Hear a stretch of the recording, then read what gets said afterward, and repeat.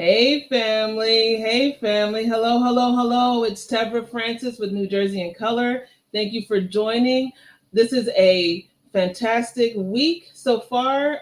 We are in the middle of the week and we have a great topic to discuss today. What I wanted to do was to highlight some of the people who are working in the Black maternal healthcare space because it is Black Maternal Healthcare Week. And if you followed my page, if you saw the events that we posted earlier this week, there are several events that have already happened that are also on the way this week. And so we wanted to highlight some of the people who are doing amazing things in that field to improve the outcomes for Black mothers in New Jersey. As you may or may not know, in New Jersey, Black women are 7 to 8 times more likely to die in childbirth than our white or other counterparts here in New Jersey. And also, our children are 3.8 times more likely to lose their life in the first year of life in New Jersey as well. So, and that information comes up from the Perinatal Equity Health Initiative here in New Jersey. So, what we are trying to do is continue to highlight this problem, this huge problem that affects us as Black women, and show you or bring or introduce resources and people who are working to make these outcomes a lot better for us. Um, I'm a mom. I have a 3-year-old and I have now a 6-month-old. And so I know this topic very well. And it's not lost on me the importance of maternal healthcare outcomes, because a few months ago, that was me trying to figure out how we were going to have a good outcome for myself and my child. So without much further ado, let me go ahead and bring in my guests. First, we have Mariekarl Viceus-Talty. She is the president and CEO of the Partnership for Maternal and Child Health of Northern New Jersey. Welcome, Mariekarl. And we are bringing on Chena Benson Davis. She is Butta, the holistic doula. She is a holistic doula and midwife based here in Northern New Jersey, specializing in Bergen and Essex counties. And we have Mrs. Linda Baraka, who is the First Lady of the City of Newark and also the principal of Bold Newark. So thank you, ladies, for joining me today. I really appreciate Thank you for having me. Thank you. Yeah, thank you for your time. All right, so let's get into it. I did a quick introduction of your names, but I want to get to know you guys, as far as what your organizations are, what you do.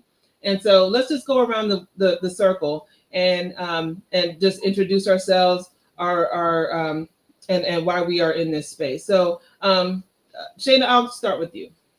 Okay. All right. Well, I'm just going to give the little correction. I am not a midwife. I am a full spectrum doula. So I support women through fertility, pregnancy, and postpartum.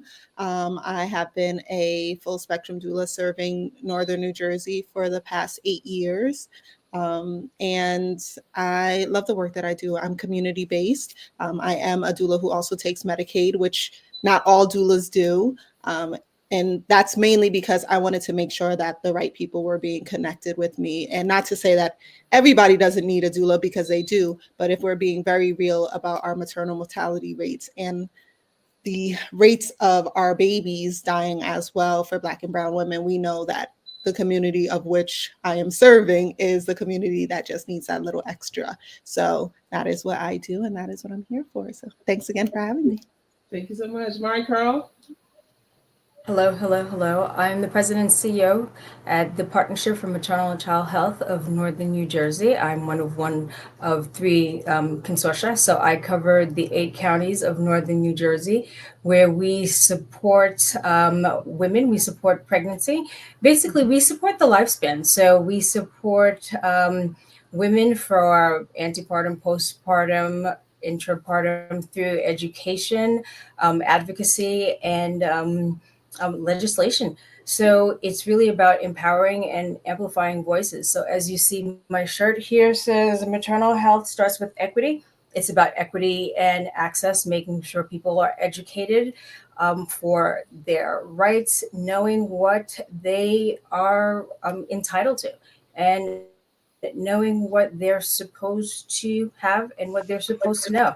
knowing about what doula is, knowing about healthy options, knowing about spacing and what they are really, I say, entitled to, what their rights are in terms of Mhm. access.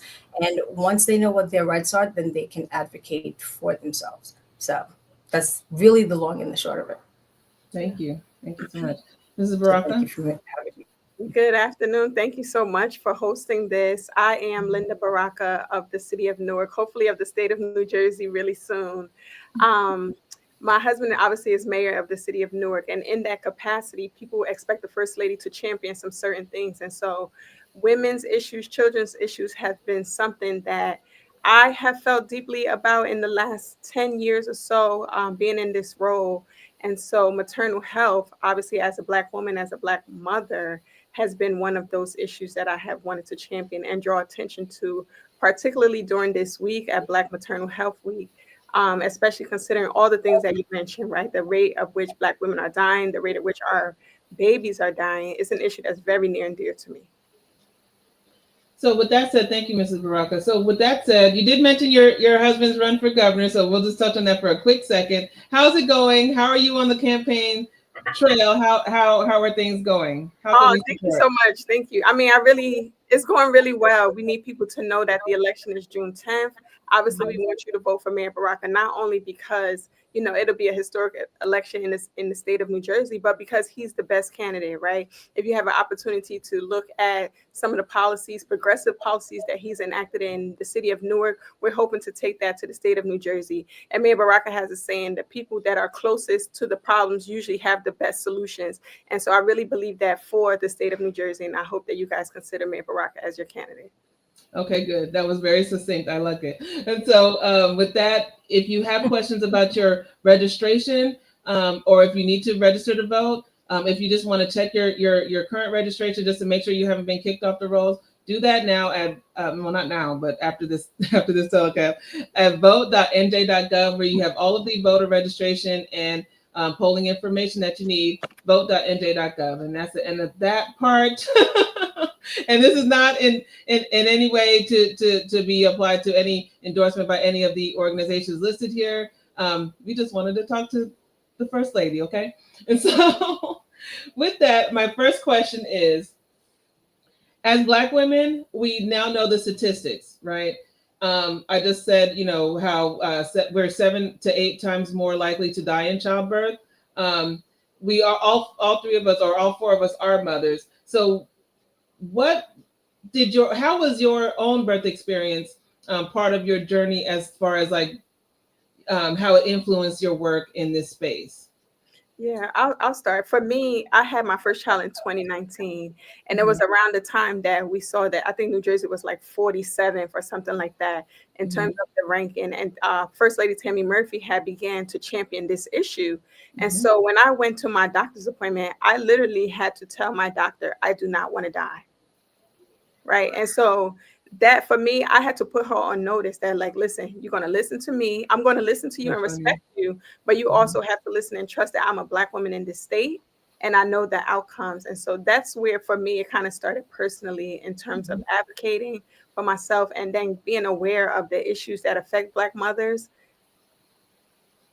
It's so funny because I said the exact same thing to my OBGYN. I had my first daughter in 21, and I sat in her office with my husband. I was like, "All right, don't let me die, don't let me die." And they kind of giggled, but I was So very serious. serious. I need to be here for my children. So Mhm. yeah, I totally understand that sentiment. Mariekarl, Chena, do you want to chime in? Yeah, I can chime in. And I just want to, say how valid even that fear is. And often when I'm speaking with clients and I say, okay, so what's our goal? What's the goal for this labor? They're like, to not die. Right. And, you know, you can't chuckle through that because unfortunately we do know that that is a very real and valid fear. And Mhm. we have to take that as serious as it is. But that being said, my first birth experience was in 2012. And so that for me was my introduction into even the maternal health world, in the sense of I was young when I had my first son. So I wasn't somebody who was regularly going to OBGYNs and like had one. My OBGYN was my pediatrician, up until a certain point when I was like, oh, now I should be seeing a doctor for this. And so that experience of just navigating the maternal health system, it just felt so foreign. And I wanted to do my absolute best. I was a freshman in college. I felt like I had a lot to prove. And I was doing everything that I could. And yet, and still in my birth experience, I felt like a stranger. I felt like this was not something that I was in. I felt like it was something that was just happening to me. And I didn't have the support that I expected or hoped for in that stage of my life. And so, that being said, after I had my son, and being that I was so young, everybody else, when they started having their kids, they started coming to me, hey, Shay, what was this like? So I'm like, okay, like, let me tell you some of the questions to ask and what to look for. And that really propelled me into being a doula. I was doing this work before I even knew what a doula was. But once I later found out, I knew this was the job for me. That's awesome. That's awesome. It is helpful to use your own experiences to help others. Yeah. You know what's really interesting and somewhat unsettling is that we, even though we are decades apart, I'm a woman of a certain age. My kids are much older, and I've had children much older. My kids are 19 and soon to be 17, and I had my first one at the age of 40, where they said I was an elderly primate. So I had the same exact experience, right? And I come from a long line of people that have had comorbidities, very high blood pressure. So, very sick. My mother seized when she had myself and my sister. My sister had very, very high blood pressure. She ended up in the ICU. My aunt also had very high blood pressure and ended up in the ICU for 2 weeks. Same thing with my cousin. So we have that history. I did not end up in the ICU, but my blood pressure was also very high. Same thing, told my doctor. And I was a labor and delivery nurse. Once a nurse, always a nurse. So I'm a maternal child nurse. You're okay. You're a little stressed. You're a nurse. You should know. Same exact pathology that everyone else is going through, until I'm like, no, there's something wrong. Like, I know. Right. So I had to do the thing that all of us do, where you become the angry Black woman. Yeah. Right? So we're not being listened to. And then when my sister delivered in 2020, same thing. Imagine you have COVID and every day she's calling me, you're sure you're going to be there? You're sure you're going to be there? Don't let me die. Don't let me die. Every single day until she delivered. She delivered, went home, went back to the hospital. Her blood pressure is sky high. She can't breathe. And they're saying, here's an asthma pump. Go home and come back. And I'm on the phone saying, do not leave the hospital. That could have Get the been. administrator on the phone. Do not leave the hospital. Yeah. Unfortunately, that is something that every Black woman, every Black person is going through. And it's a good thing that we consistently have these conversations. And this is why Black Maternal Week is in existence. Thank goodness for, BMMA. So that there was really not equity and parity. And unfortunately, fortunately, they came up with this week to bring equity and to bring awareness to the inequities that were happening. And we're still talking about bringing equity. So we have to be the chief repeaters, because we still come into these spaces where people are like, this is still happening? Yeah. Oh, can you get a doula? What is a midwife? So you think people are aware of the access that is out here, that's available to everyone, but it's not. So it's really important that we're having these conversations, even though we have them a lot. You think people are aware, but it's not on the frontal lobe of everyone. So, thank you for having this conversation, Deborah. What's interesting to me is that irrespective of socioeconomic class, Does not matter. that doesn't matter. Economics, education, access, as far as financial access, it doesn't matter. Like, the average salary, the average salary is $125,000 for Black women. When you look at the demographics of women who are dying, and the average education is a bachelor's degree. Yeah. So, So it goes. it's irrespective. It's not about access. No, it's Because they not. make it seem We're like, not talking about people who don't have, healthcare coverage, even though they are included as well, which is why of course. programs like Medicaid and doula access through Medicaid is very important. But even for Mhm. those who are paying out of pocket because they can do it, they're still not being listened to, and we're still having the same stigmas applied to them, where black people don't feel as much pain, or our pain is discounted, or we're being dramatic. So those are the things that we have as far as challenges. Implicit bias. We have all these challenges as we are trying to bring a new life into the world, and that's why we have to fight so hard to get this message out that there is help, there is advocacy. We need to change the culture around childbirth for Black women in particular. So And I thank you think for that. it's So that having these conversations that it's really not implicit bias, it's just bias, right? It's no longer implicit. We've been having these it's not conversations for so implicit. long. What am I talking It's about? no longer implicit bias, right? Especially in 2025. But there are things happening, right? There's doula trainings, there's doulas out there. It's getting that information out there that yes, there are solutions. There is access. It's not only going into the hospital and surviving, it's about thriving. It's about having those really good experiences because there is Black birth joy. I'm really tired of, oh my God, another Black woman had a baby. And no, there's so many Black people that are having babies, and it is just so beautiful. And you're holding your baby up there, and it's really good. So we also have to exalt and we have to show that portion of the life that we're living also. Exactly. So we just touched on it just a second ago, but everything in our country is changing. However you see the changes, however you see it, but everything's changing very quickly, very rapidly. So how do you plan to continue to advocate for Black women and mothers in particular during this time where the word Black, the word woman, the word equity, all these words are being taken out of the lexicon? How are you planning to continue your advocacy during these tough social time? I don't know. I can't even put it into words. It makes me so furious. But how do you plan to move forward during this time? Yeah, I feel like for us, just being in the positions, the roles that we have to continue to make sure that these conversations are at the forefront, not only during this week, but all year long, right? Like Mariekarl said, there's joy in Black birth. Right. And we want all mothers to experience the joy in that 9-month gestational period. Right.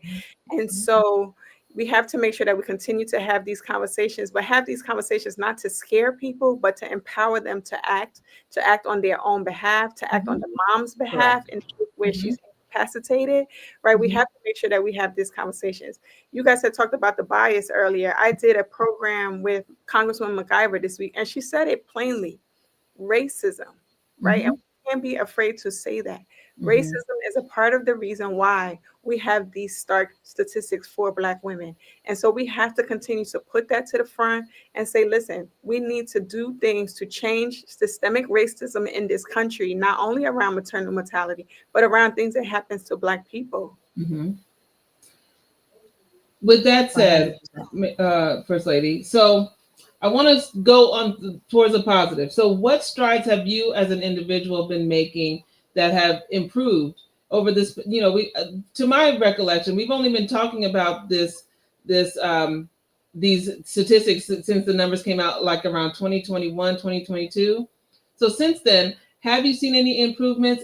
Have you experienced, changing in the culture? Like what are you seeing as far as things trending forward? Yeah, I think that Lisa Asari with Nurture NJ and Tammy Murphy are doing a great job in terms of making sure that this is in the forefront of all of our minds.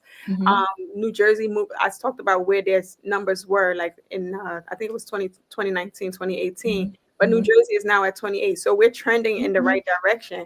But we need to make sure that when there's no longer a Murphy administration, right, when Tammy Murphy is long and gone, that we're still putting money into Nurture NJ, that we're still supporting doulas, that we're still supporting midwifery here in the state. that we're making sure that the wages for doulas, right, through Medicaid payment is something that's sustainable. We have to make sure that we continue to have these conversations at the forefront and put people in office that are going to make sure that this is a conversation that we have. We can't be scared of the DEI cuts, the Trumps in DC, and we definitely can't have that in New Jersey. We have to make sure that the people that we put in office support us and support making sure that Black women don't die on the birth table.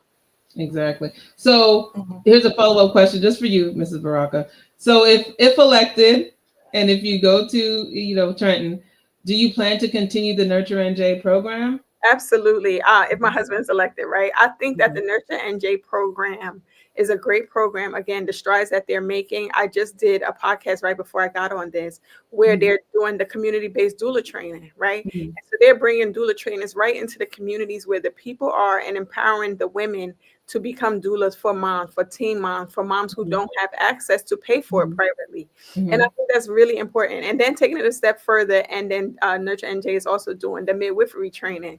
For me, I love that, right? Because we know you're Jamaican, right? Mariekarl, you're Haitian, right? I'm from Ghana. We know that our moms, our grandmoms, our great grandmoms have the hospital. this work. They just didn't have that title. They just didn't have that title. And so I love that program. For me, for sure, I would definitely want to make sure that that's something that's continued, and to empower the people in the community who are doing the work without the title, to get in there, to get paid, to be able to sustain their lifestyles and to help other moms. Awesome. Mariekarl, what is the partnership? I know you guys do amazing work throughout the state. Yeah. And so what are you guys working on, and how have you seen your work impact the state? I've been at the partnership for 4 years, and it has been a phenomenal change, specifically working with Nurture NJ, starting to work with Lisa Asari, specifically when we talk about the doula training. That's something that we worked with the Murphy administration. And for the past 4 years, we've been working specifically with doula training, working with people in the community, training doulas from within the community, very diverse doulas who speaks Arabic, who speaks, Creole, who speaks Spanish. And when we say from the community, specifically from the community. And, we just do not have enough spaces. We had 20 spaces. We had 90 applicants. Oh, wow. 90 applicants for 20 spaces. And this is going to be our 4th doula cohort. It is 24 weeks long. And people are like, well, you could do it over the weekend. Yes, you can, in a different program. But our program is very robust. It is very robust because we know how really important it is. We talk about, intimate partner violence. We talk about mental health. We talk about really seeing the patient holistically, because when you get into a relationship with that family, it is a very intimate relationship, right, Chena? It is very intimate. That person is allowing you to be in their life, in that intimate space. And that is really a privilege that you have to be able to honor. So we really take it to heart. So that doula training has really changed lives. Not only changed lives in terms of that patient relationship that you have with the community, but in terms of the generational wealth that it allows the woman to work outside of the home. So it's changing that relationship in terms of economics. So that is really, really great. So at the partnership, we've been working internally in terms of becoming an anti-racist organization. And I say that during this Black Maternal Health Week, because I think it's really important how the organizations deal with the community. What relationship do you have with the community? What does the community expect from you, and what do you expect from the community? Because the community already has the answers. You can't come into a community and be like, and tell them what they need. Let me help you. No, they know what they need. They already know. So we come in and we have boots on the ground from people in the community, and we are very humble to be in that community and make sure that we're working with stakeholders and community advocates and sub-grantees that are already there. So it is very, very important to us to be able to do that. So we work with the community, and we work very closely with Nurture NJ, and we have that really great program, which is the universal home visiting Family Connects NJ, where we have the nurses that are going into the homes 14 days after delivery to ensure that mom and baby are healthy. And specifically at Essex, I want to say we have done 1,000 deliveries, 1,000 home visits after post delivery. And listen to this, anywhere from 14 to 17%, we have intervened and sent those people back to the hospital. Oh, wow. Either for some type of infection, sending the baby back, but there's some instant that there's a problem where that person needs to go back to the hospital. So you understand how important that specific program is to the community, because there's an issue. And we know that when someone dies in the hospital, it's a catastrophic event. That's not normal. That's a never event. Women are dying postpartum. It's usually after 42 days to 365 days that that woman dies. So it's after they're home that people are like, oh, your feet are swollen. You're That's fine. normal. You just have, no, that's not normal. Your blood pressure is high. That's normal.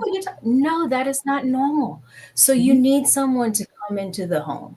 And it's not, you could be a lawyer, you could be a nurse, you could have insurance, you could not, it doesn't matter to us. We don't collect immigration information. That's not something that we do. So whether you've had a baby or unfortunately had a miscarriage or you've adopted a child, we come into that home to assess, to talk to whomever's there, whether it's grandma, significant other. We see the whole entire family. And if your baby has had a NICU stay, we see the baby after the baby has come home from NICU. So it's really, really important that we spread that word that it is completely free. So it's really important that you make that appointment, schedule it, so we come into the home just to give an evaluation. So that's really important.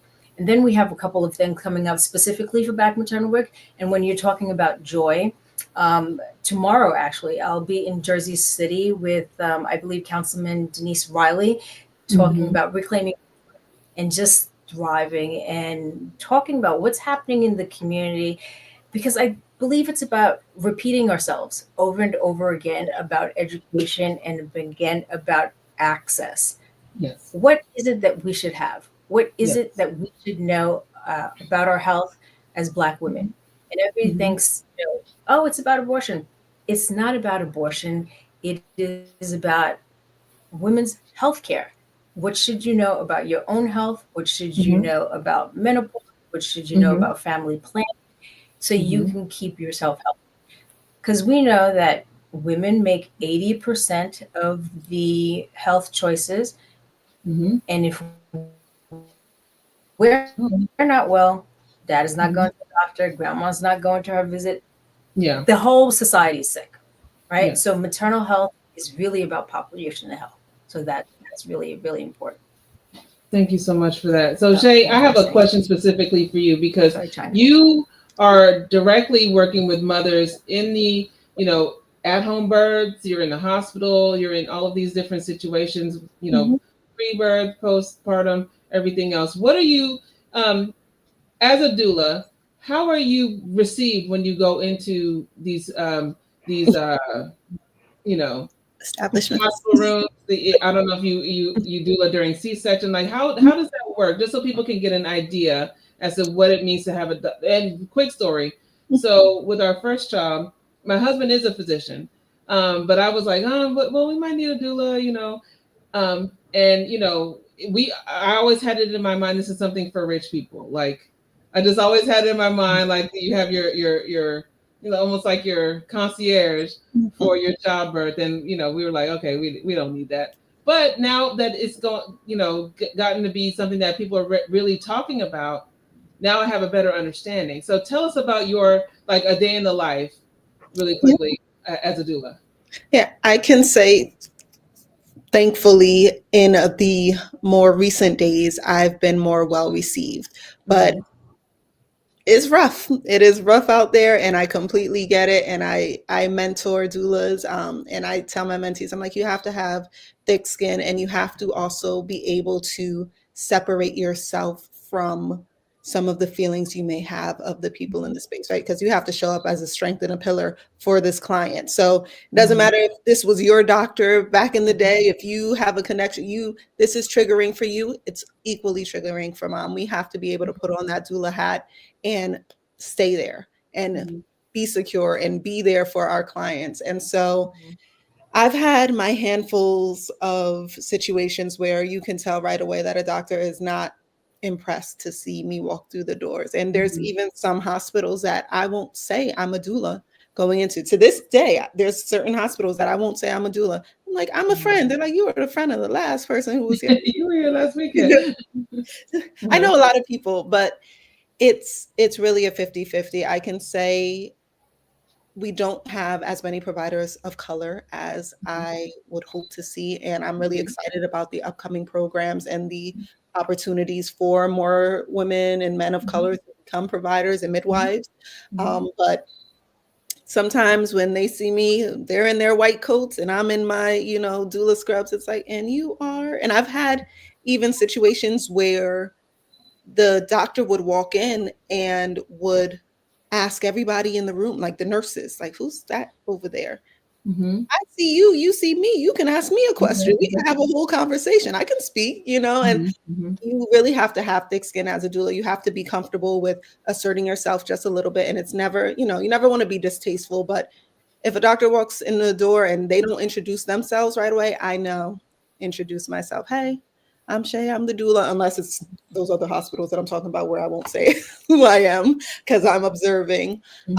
But it has been a warmer welcome in the more recent years than it has been previously. And I'm very grateful for that because my main focus while I'm in this work, and I don't plan to get out of doula work and not be in the field anytime soon, we have new doulas coming in and they're stepping into this space where if they're not well received, it's like, well, I don't know what to do. So I'm getting calls from doulas like, so Shay, what do I say?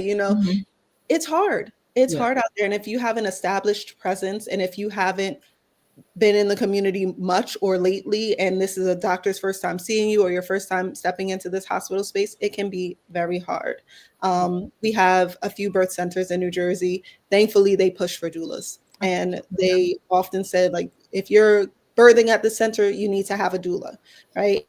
And so they tend to have those warm welcomes as well. But I say it's not an easy task to step into this space where honestly, we may have had some traumas and some triggers of our own. And now we have to step in there and be stoic with somebody else. It's a lot. It's a lot of pressure. So I definitely put a lot of work into helping prepare my baby doulas, my mentees, in just, hey, you have support outside of this. Like, I know this is hard for you. You stay there for the mom, and your break time, when you go to get a coffee, give me a call, right? I don't mind answering a 3 a.m. call for a doula that's like, the doctor said, and I'm like, I know, it's okay. And I love that we have that community aspect too. And I'm not the only doula that does that, but that definitely makes a big difference. And my hope is that we continue in this work and that we can kind of limit doula burnout too, because that is something that is a real life experience. Thank you. So, okay, last question, and it's going to be a twofer because I said I didn't want to hold you guys past about 40 minutes. So what advice do you have for expectant and new moms?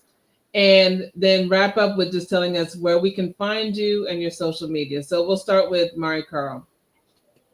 For expectant and new moms is when you are looking for a physician or any type of practitioner, whether it's a midwife or a doula, I think it's important to say good enough is not the standard. You have to find someone that you can relate to, someone that will answer the why in a very pragmatic way. And if you don't feel that connection, find a new practitioner. Yes. Good enough is definitely not the standard. Yes. You should be able to feel that connection. And you can find me at pmch.org. We support all the life course of maternal child health. We have 30 different programs. If we cannot find the answer for you, we convene so many different stakeholders that we can find you someone from Central Jersey, South Jersey. We know midwives, we know doulas, we know physicians. We can definitely get you the help that you need with so many different connections, connecting in J, so many different connections. So please reach out to us. Thank you so much. Mrs. Baraka? Yeah, I would echo what Mariekarl said, right? Like if the doctor is not right for you, you have the right to change. You don't have to stick with a doctor just because that's where you started. If you want to have a doula and that doctor is not open to you having a doula, you need to go find a doctor that's open to that, right? And then I will also say empower yourself with information. Empower the people around you who's going to be in that room with you with information so that, and again, in the case that you can't advocate for yourself, because childbirth is a lot, right? You're going to be in pain, you're going to be screaming, you're going to be doing this, but you need that backup in the room, whether it's a doula, whether it's your partner, whether it's your mama or whoever, to be in that room saying, this is what we want, this is what we need on your behalf and on the behalf of your baby. Thank you so much. And where can we find you? I am Linda Baraka on socials. I think that's what it is. Go Team Baraka. Okay. Shay. I am going to echo what both Mariekarl and Ms. Baraka said in terms of you interview your provider for one. And aside from interviewing your provider, also do research. An app that I love is the Earth app. So it's spelled birth, but we dropped the B for bias, right? Mm-hmm. So the Earth app, it gives a review of the providers, and they're all anonymous unless you want to share your information. But they're reviews from Black and brown women who have experienced providers, because I can say in this work, I've seen it. Sometimes there's a little bit of a bait and a switch. Mm-hmm. In the office, it looks and it feels a certain way. And then once we're in the delivery room, if that is even the provider that you see when you're there. So definitely do your research in researching who your provider is, researching who is on their team, and researching the hospital that you will be going to, because at the end of the day, also, you're going to be with your nurses more than you probably will be with your provider. And then that being said, arm yourself with a doula. You want somebody that, even if they're not a birth doula, if you're like, I'm going to use you prenatally or I'm going to use you postpartum, but that doula should be somebody who has resources for you. So they work in the community. One of the main things I ask when I'm meeting a new client is, where are you giving birth? Of course, right? And who's your provider? Because I'm going to give you information on how this is going to go based off of what you're telling me you want your experience to be, right? And this might not be the best provider for you. And so we can find one that is. So use your resources. When you become a mom, you're going to need your community more than ever. And so don't be afraid to wait until the baby is here to scramble for resources. Do it ahead of time. And if you have a good, one or two people who can do that research with you or for you, utilize them as well. All right. And where can we find you? At Butta. Absolutely. And don't be afraid to ask questions. Do not be afraid. Never afraid to ask questions. Yes. But at Butta the Holistic Doula on Instagram and all major social networks. All right. Well, on that note, my 3-year-old is running through here, so I guess my time is up as well. Thank you. So thank you all so much. We have our comments. Let me read them off really quickly. Tammy Felton says this is a much needed topic. Anais Smith said 14 to 17% is incredible. Angela McCain says, I love community support. Feli Solis says, thank you all for your powerful voices and dedication to uplifting Black maternal health in our communities. And then Tammy again, hey Tam, says, thank you so much for this informative info and powerful panel. So thank you all for your time today. I really, really, really appreciate it. Thank you all for watching. This is Tebra Francis of NJ in Color. And thank you for joining us as we connect you to the diversity of North Jersey. Have a great day, everybody. Thank you. Thank you. Thank you so much.